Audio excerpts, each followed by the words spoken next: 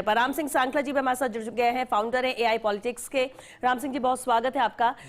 बेहद अहम है, जब भी चुनाव होता है या इस तरह के परिणाम आने होते हैं, सर्वे भी होता है। राम सिंह जी, दिल्ली चुनाव को लेकर और इनके परिणामों को लेकर भी आपने यही इशारा किया था।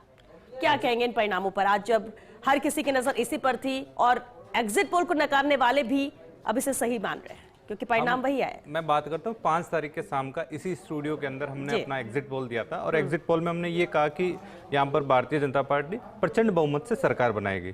हालांकि वो कुछ सीटों का अंतर जरूर रहा है, लेकिन हमने जिस सर्वे की जो आंकलन था वो लगभग उसी की ओर गया था। इसमें ये विशेषता थी कि सर्वे एजेंसियों पे जो पहले सवाल उठते थे, एग्जिट पोल पे सवाल उठते थे, इसके बाद जैसे सवाल उठे तो एग्जिट पोल की बनाने वाली कंपनियों ने भी थोड़ा स्ट्रिक्टली काम किया, डेटा का ठीक से विश्लेषण किया और उसी का परिणाम रहा कि दिल्ली में लगभग जितनी भी सर्वे एजेंसियां रही उनका एग्जिट पोल सटीक गया।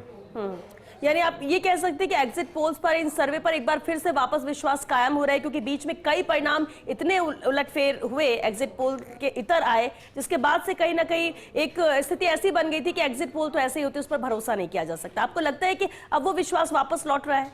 देखिए, निश्चित रूप से अगर मैं हमारी बात करें, हम एआई पॉलिटिक्स हैं और हमारा जो सर्वे होता है वो एआई के माध्यम से हुआ। शायद ये हिंदुस्तान में पहली ऐसी कोई कंपनी होगी जिसने एआई के बेस पे सर्वे करते हैं। हमने जब सर्वे किया उसके अंदर 21 तारीख को हमारा पहला एक रिपोर्ट आई, उसके अंदर अरविंद केजरीवाल चुनाव हार रहे थे। हमने इसको और ज्यादा डीप कोशिश की, फिर भी रिजल्ट वही रहा, अंतिम परिणाम भी वही रहा। तो जो सर्वे का जो पैटर्न है वो बदल रहा है कि आप नई नई टेक्नोलॉजी के साथ आगे बढ़ रहे हैं, नई चीजों को जोड़ रहे हैं, जो पुराने पैटर्न सर्वे के रहे हैं उनको चेंज करते हुए आगे बढ़ेंगे तो निश्चित रूप से लोगों का भरोसा और बढ़ेगा इस पर। ठीक है।